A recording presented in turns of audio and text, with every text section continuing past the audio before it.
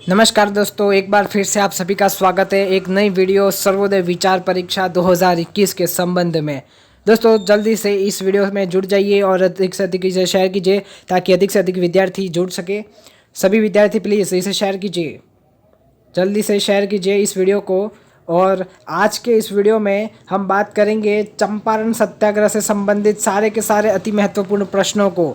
दोस्तों जितने भी महत्वपूर्ण प्रश्न बन सकते थे जो कि बहुत ही ज़्यादा वेरी वेरी इंपॉर्टेंट है, उसके बारे में हम आज की वीडियो में चर्चा करेंगे चंपारण सत्याग्रह से संबंधित। तो दोस्तों अधिक से अधिक इस वीडियो को शेयर कीजिए, लिंक को शेयर कीजिए ताकि अधिक से अधिक विद्यार्थी जुड़ सके। तो दोस्तों सबसे पहले तो अगर आप हमारे चैनल पर नए हैं, पहली बार आए हैं, तो इसे सब्सक्राइब जरूर कर ले और साथ ही साथ बेल आइकन को भी प्रेस कर दे, क्योंकि हमारी हर नई अपडेट सर्वोदय विचार परीक्षा से लेकर सारी अपडेट आपको मिलती रहेगी। और साथ ही साथ हमारी रोजाना क्लासेस की नोटिफिकेशंस और जो भी हमारे प्रीवियस ईयर्स के पेपर्स है उसके बारे में हम जो वीडियो बनाएंगे, और साथ ही साथ very very most important questions और मॉडल पेपर के भी जो वीडियो है आपको मिलते रहते हैं। इसलिए चैनल से जुड़े रहिए, चैनल को सब्सक्राइब कर दीजिए और साथ साथ बेल आइकन दबा दीजिए ताकि आपको जल्द से जल्द नोटिफिकेशन भी मिल जाए। और वीडियो अगर दोस्तों आपने अभी तक कभी लाइक नहीं किया है तो इसे लाइक कर दे, और जैसा कि हमने कहा शेयर जरूर करिए, इस लिंक को शेयर कीजिए। चलिए दोस्तों शुरू करते हैं हमारा आज के इस वीडियो को। उससे पहले दोस्तों अगर आपने हमारे टेलीग्राम चैनल को भी ज्वाइन नहीं किया तो इसे भी कर ले, क्योंकि वहाँ पर आपको सारे के सारे PDF आपको वहाँ पर उपलब्ध हो जाएंगे। दोस्तों टेलीग्राम चैनल जो कि A to Z एग्जाम्स ही हमारे टेलीग्राम चैनल का नाम है, तो दोस्तों इसे भी जल्द से जल्द ज्वाइन कर लीजिए। तो चलिए दोस्तों हम आगे बढ़ते हैं हमारे पहले क्वेश्चन की तरफ। पहला क्वेश्चन आपकी स्क्रीन पर ये रहा दोस्तों कि निम्नलिखित पर विचार करें। निम्नलिखित पर विचार करें दोस्तों, जिसमें पहला पॉइंट है कि यह महात्मा गांधी द्वारा शुरू किया गया पहला भारत का सविनय अवज्ञा आंदोलन था। और दूसरा पॉइंट है यह बिहार के चंपारण जिले में काश्तकार किसानों के साथ हुए अन्याय का विरोध था। दोस्तों यहाँ पर चंपारण आंदोलन जो चंपारण सत्याग्रह है उसके संबंध में यह पॉइंट दिया जा रहा है, ठीक है। तो यह आंदोलन जो कि गांधी द्वारा शुरू किया गया पहला भारत का सविनय अवज्ञा आंदोलन था, या फिर दूसरा पॉइंट है बिहार के चंपारण जिले में काश्तकार किसानों के साथ हुए अन्याय का विरोध था। इन दोनों दोस्तों पॉइंट में से कौन सा कथन सही है? इन दोनों उपरोक्त कथन में से चंपारण सत्याग्रह के बारे में कौन सा सही है? ऑप्शंस आपके सामने दोस्तों, जल्दी से चैट सेक्शन में लिखिए आपका सही आंसर क्या है। जल्दी से सारे के सारे विद्यार्थी लिखिए। ऑप्शन ए है केवल मैं, यानी कि केवल में, और उसके बाद केवल दो, यानी कि यहाँ पर मैं नहीं एक है, केवल एक वाला सही है, या फिर केवल दो सही है, केवल एक और दो दोनों सही है, या फिर न तो एक सही है और न ही दो। दोस्तों बताइए पहला पॉइंट सही है या दूसरा पॉइंट, या दोनों सही है? बताइए, चार ऑप्शन आपके सामने है। जी हाँ दोस्तों चैट सेक्शन में लिखिए, ज़्यादा रिप्लाई नहीं आ रहे, जल्दी से लिखिए प्लीज़। तो दोस्तों इसका जो करेक्ट आंसर होगा आपकी स्क्रीन पर ये रहा। इसका करेक्ट आंसर है ऑप्शन नंबर सी, यानी कि एक और दो दोनों पॉइंट आपके लिए जो कि है सही है। महात्मा गांधी द्वारा शुरू किया गया यह पहला सविनय अवज्ञा आंदोलन भी था, और साथ ही साथ यह चंपारण जिले यानी कि जो बिहार का चंपारण जिला है उसके काश्तकार किसानों के साथ जो अन्याय हुआ था उसका विरोध भी था। अब क्या है दोस्तों, पूरी जानकारी भी हम आपको देते हैं। दोस्तों सबसे पहले तो बात करें हम चंपारण के इस सत्याग्रह की, तो सबसे पहले यह बिहार में हुआ था, और बिहार के भी चंपारण जिले में काश्तकारों के साथ जो अन्याय के विरुद्ध महात्मा गांधी ने यह शुरू किया गया था।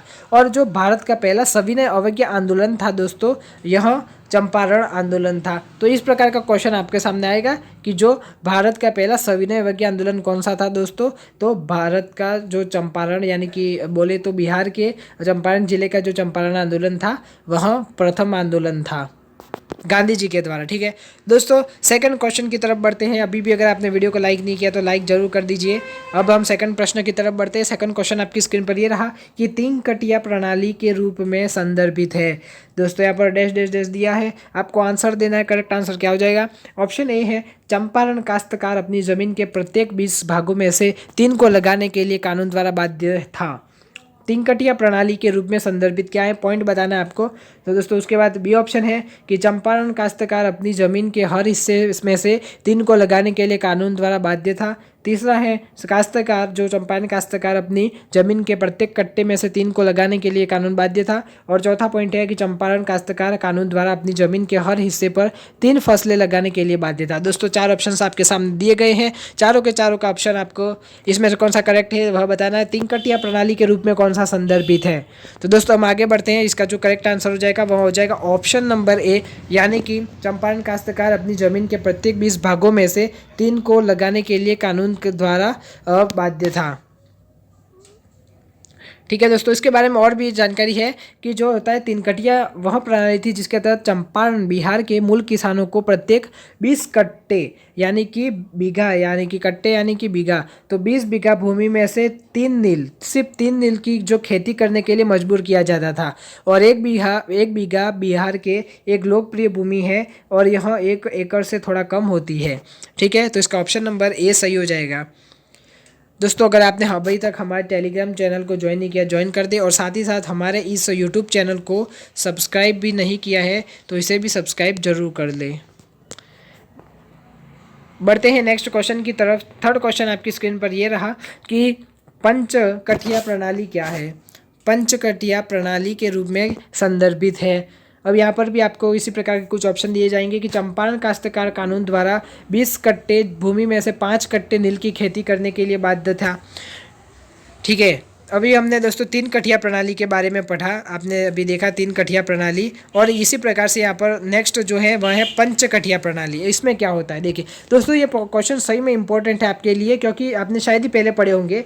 यहाँ पर पंचकठिया और 3 कठिया प्रणाली काफ़ी फेमस भी है यह प्रश्न, काफ़ी सारे एग्जाम्स में भी पूछे जा चुके हैं और सर्वोदय विचार परीक्षा के लिए, क्योंकि यह अलग से आपने अगर सिलेबस देखा होगा तो उसमें अलग से चंपारण आंदोलन का पॉइंट सर्वप्रथम वहाँ पर दिया हुआ है, आप देख सकते हैं जाकर। तो दोस्तों क्योंकि यहाँ से ही प्रश्न आ सकते हैं, इसलिए देखिए ए पॉइंट है चंपारण काश्तकार कानून द्वारा 20 कट्टे भूमि में से 5 कट्टे नील की खेती के लिए बाध्य था। बी पॉइंट है चंपारण काश्तकार अपनी जमीन के हर हिस्से में से 5 लगाने के लिए कानून द्वारा बाध्य था। सी ऑप्शन है कि चंपारण काश्तकार अपनी जमीन के प्रत्येक कट्टे में से 3 को लगाने के लिए बाध्य था। और चौथा पॉइंट है डी, चंपारण काश्तकार अपनी जमीन के हर हिस्से पर 3 फसल लगाने के लिए कानून का बाध्य था। ठीक है दोस्तों, यहाँ पर 4 पॉइंट है, इसमें से करेक्ट आंसर कौन सा हो जाएगा। करेक्ट आंसर हो जाएगा ऑप्शन नंबर ए, जिसमें ऑप्शन नंबर ए क्या है, चंपारण काश्तकार कानून द्वारा 20 कट्टे भूमि यानी कि 20 बीघा भूमि में से 5 कट्टे नील की खेती करने के लिए बाध्य था। ये कौन सी है, पंचकठिया। पंचकठिया में क्या होता है, 5 कट्टे नील की खेती। और जो हमने 3 कठिया वाला पढ़ा था उसमें क्या होता था दोस्तों, केवल और केवल 3 नील की खेती करने को मजबूर था, और इसमें 5। इसलिए आपको यहाँ पर पंच से ही समझ जाना है कि 5 और जो 3 होता है उसमें 3। आगे दोस्तों इसकी व्याख्या करें तो जैसा कि हमने पहले भी पढ़ा, पंचकठिया प्रणाली वही थी जो इसमें चंपारण के मूल किसानों को 20 कट्टे भूमि में से 5 कट्टा नील की खेती करने के लिए बाध्य था, यानी कि नील की खेती करवाई जाती थी। अब नील की खेती होता क्या था दोस्तों, ठीक है, नील की खेती में अगर कोई नील की खेती करता है तो जैसे ही नील की खेती करेगा वहाँ पर दूसरा कुछ भी उगा नहीं सकेगा, वहाँ पर केवल और केवल नील की ही खेती हो सकती है। ठीक है, यानी कि एक प्रकार से वह जमीन पूरी नील से भर जाती है। इस प्रकार से 1 बीघा बिहार में एक लोकप्रिय भूमि है और यह एकड़ से थोड़ा कम है, 1 एकड़ से। अब फोर्थ क्वेश्चन आपकी स्क्रीन पर यह रहा कि निम्नलिखित में से कौन पंचकठिया व्यवस्था आंदोलन का हिस्सा नहीं था। पंचकठिया व्यवस्था आंदोलन का हिस्सा नहीं था। शेख गुलाबी, हरबंस सहाय, सी ऑप्शन है पीर मोहम्मद मुंशी, और चौथा है राजेंद्र प्रसाद। दोस्तों 4 ऑप्शन आपकी स्क्रीन पर है, जल्दी से बताइए कि इन सब में से ऑप्शन कौन सा सही है। इन 4 ऑप्शन में से दोस्तों कौन सा ऑप्शन सही है, चैट सेक्शन में जरूर लिखिए। बताइए दोस्तों जल्दी से कि इनमें से कौन सा करेक्ट आंसर होगा। तो दोस्तों अगर हम बात करें तो इसका correct answer option number D यानी कि राजेंद्र प्रसाद दोस्तों इसका करेक्ट आंसर हो जाएगा। अब क्या है व्याख्या, हम पूरी आपको बताते हैं। दोस्तों देखिए, चंपारण के किसान पंचकठिया प्रणाली का पालन करते थे, जिसके तहत 1 बीघा में 5 कट्टे जमीन नील की खेती करनी पड़ती, जैसा कि हमने पूर्व के क्वेश्चंस में पढ़ा। ठीक है, अब यहाँ पर क्या होता है, स्थानीय आंदोलनकारियों की और शेख गुलाब, हरबंस सहाय, पीर मोहम्मद मुंशी, संत रावत और लोमराज जैसे नेताओं ने पंचकठिया प्रणाली के खिलाफ आंदोलन किया। ठीक है, और कुछ रियासत निकालने में कामयाब रहे। जो प्रणाली लागू हुई वह 3 कठिया प्रणाली थी और 3-5 के बजाय नील के साथ भूमि के कट्टे लगाए जाते थे। और यहाँ दोस्तों इस प्रकार से ऑप्शन नंबर डी सही हो जाएगा। तो दोस्तों अगर आपने हमारी प्रीवियस क्लासों के वीडियो भी नहीं देखे और जो हमने रामबाण क्लास आपके लिए लगाई थी, पिछली क्लास जो कि कल लगाई थी, वहाँ आपको आई बटन में उसका लिंक मिल जाएगा और आप चाहे तो डिस्क्रिप्शन में भी उसका लिंक आप देख सकेंगे। तो दोस्तों हम आगे बढ़ते हैं फिफ्थ क्वेश्चन की तरफ। फिफ्थ क्वेश्चन आपकी स्क्रीन पर ये रहा कि M.K. गांधी चंपारण कब पहुँचे, यानी कि जो मोहनदास करमचंद गांधी थे दोस्तों वह चंपारण कब पहुँचे। यहाँ पर आपको सन दिए जा रहे हैं कि 1915 अप्रैल 1916 है, अप्रैल 1917 या अप्रैल 1918। दोस्तों यहाँ पर 4 ऑप्शंस आपके सामने और यह काफ़ी इम्पोर्टेंट क्वेश्चन है, आपको नंबर पूरे में से पूरे दे जाएगा। दोस्तों बताइए M.K. गांधी चंपारण कब पहुँचे, लिखिए जल्दी से चैट सेक्शन में। आपको यह क्वेश्चन दोस्तों पूर्व में भी पूछा जा चुका है, पिछली क्लासों में भी पूछा जा चुका है यह प्रश्न कि M.K. गांधी चंपारण कब पहुँचे। बताइए चैट सेक्शन में क्या होगा इसका आंसर। जी हाँ, तो दोस्तों इसका जो करेक्ट आंसर वह होगा ऑप्शन नंबर सी, यानी कि अप्रैल 1917 इसका करेक्ट आंसर हो जाएगा। आगे बढ़ते हैं दोस्तों। तो देखिए इसमें 10 अप्रैल 1917, ठीक है, 10 अप्रैल 1917 को दोस्तों चंपारण पहुँचे कौन, M.K. गांधी। प्रख्यात वकीलों की एक टीम के साथ अमोलवा गांव के संत राउत के घर पर रहे और ब्रज किशोर प्रसाद, राजेंद्र प्रसाद, अनुग्रह नारायण सिन्हा, रामनवमी प्रसाद और JB कृपलानी। अतः यहाँ पर ये सारे के सारे वहाँ पर चंपारण पहुँचे और 10 अप्रैल 1917 को चंपारण पहुँचे दोस्तों, ये सारे के सारे। तो यहाँ पर ऑप्शन नंबर सी सही होगा। सिक्स्थ क्वेश्चन आपकी स्क्रीन पर ये रहा, निम्नलिखित में से किसने राजकुमार शुक्ल को अफ्रीका में गांधी के काम के बारे में बताया। तो दोस्तों गणेश विद्यार्थी, ब्रज किशोर प्रसाद, राजेंद्र प्रसाद और सतीश चंद्र मिश्रा। यहाँ पर आपके सामने कुल 4 ऑप्शन है, इनमें से करेक्ट आंसर क्या हो जाएगा।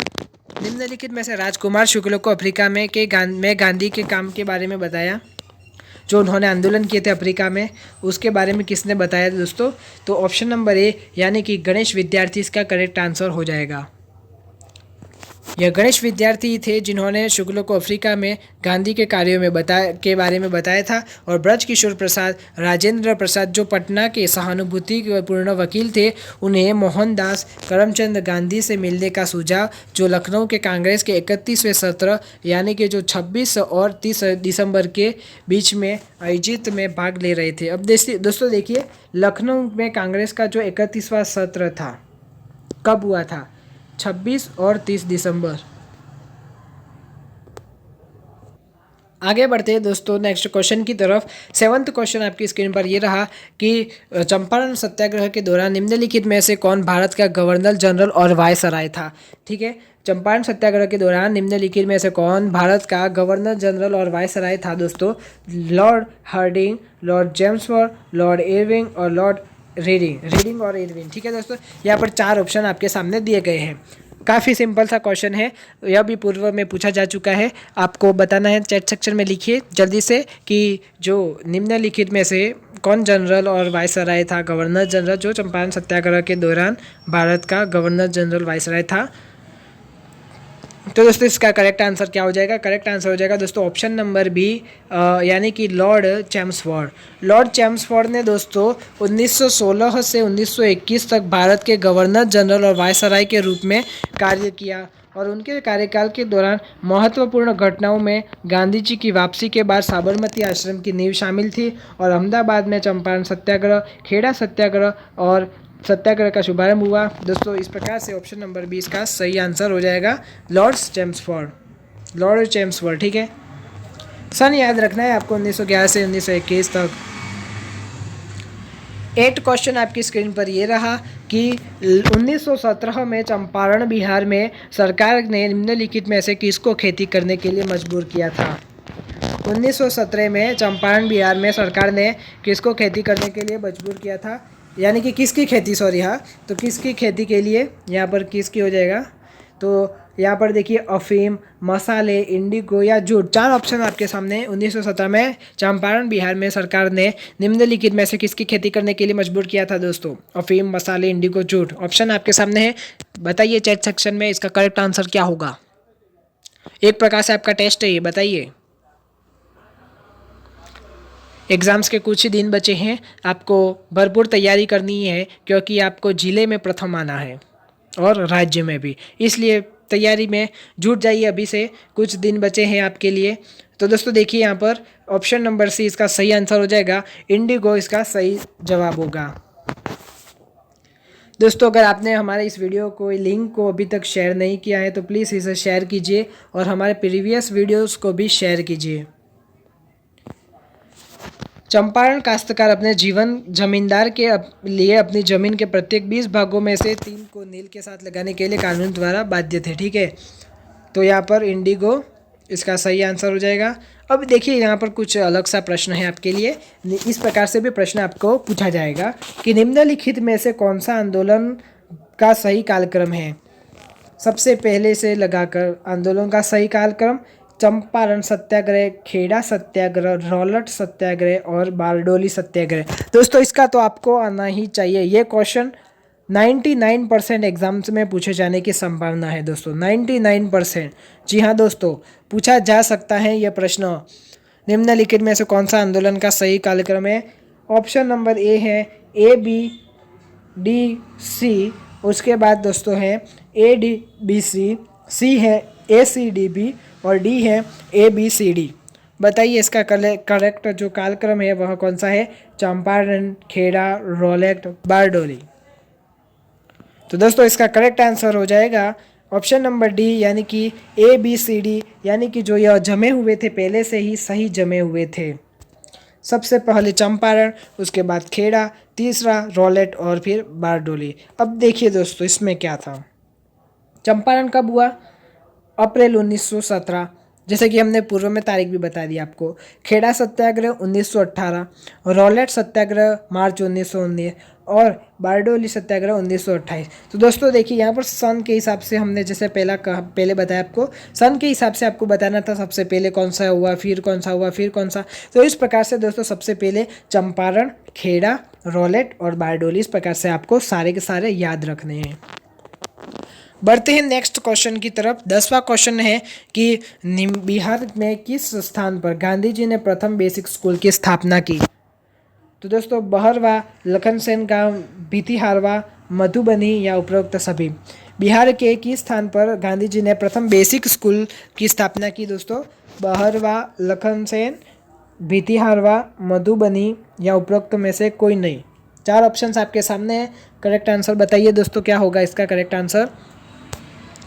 तो दोस्तों इसका करेक्ट आंसर हो जाएगा ऑप्शन नंबर ए, यानी कि बरहरवा लखनसेन गांव।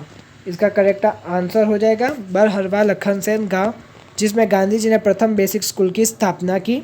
ऑप्शन नंबर ए सही हो जाएगा, जिसमें व्याख्या है कि आप MK गांधी ने लोगों की आर्थिक और शैक्षिक स्थिति में सुधार के लिए 13 नवंबर 1917 को पूर्वी चंपारण के ढाका जिले के मुख्यालय से 30 किलोमीटर पूर्व में बरहरवा लखनसेन गांव में पहली बार बुनियादी स्कूल की स्थापना की और इसका ऑप्शन नंबर ए सही हो जाएगा। दोस्तों आई बटन में जो वीडियो है आप उसे भी देखिए, जो कि प्रीवियस वीडियो से, और प्लेलिस्ट में जो आपको दिखाई दे रही है वीडियो वह भी आप ज़रूर देखें। तो दोस्तों आज की क्लास हम यहीं पर समाप्त करते हैं। दोस्तों अगर आपने अभी तक हमारे चैनल को सब्सक्राइब नहीं किया है, सब्सक्राइब भी जरूर कर ले, साथ ही साथ बेल आइकन दबा दे, क्योंकि इसी प्रकार के वीडियोस आपको हमारे चैनल पर मिलते रहेंगे। इसलिए चैनल से जुड़े रहिए और चैनल को सब्सक्राइब कर दीजिए दोस्तों। और साथ ही साथ हमारे प्रीवियस वीडियो को भी देखिए, जैसे कि आपके डाउट भी क्लियर होंगे। अगर कोई डाउट हो तो वह भी क्लियर हो जाएगा और आपको और नया रिवीजन करने का मौका मिलेगा, जो कि पिछले वीडियोस आपका हमारी पूरी प्लेलिस्ट बनी हुई है सर्वोदय विचार परीक्षा की दोस्तों, तो आप पूरी के पूरी प्लेलिस्ट ही देख लीजिए। तो दोस्तों इसी के साथ हमारी क्लास को समाप्त करते हैं। बहुत बहुत धन्यवाद दोस्तों के चैनल से जुड़े रहने के लिए और वीडियो को देखने के लिए, और इसी के साथ मिलते हैं नेक्स्ट वीडियो में कल। बहुत बहुत धन्यवाद। जय हिंद, वंदे मातरम।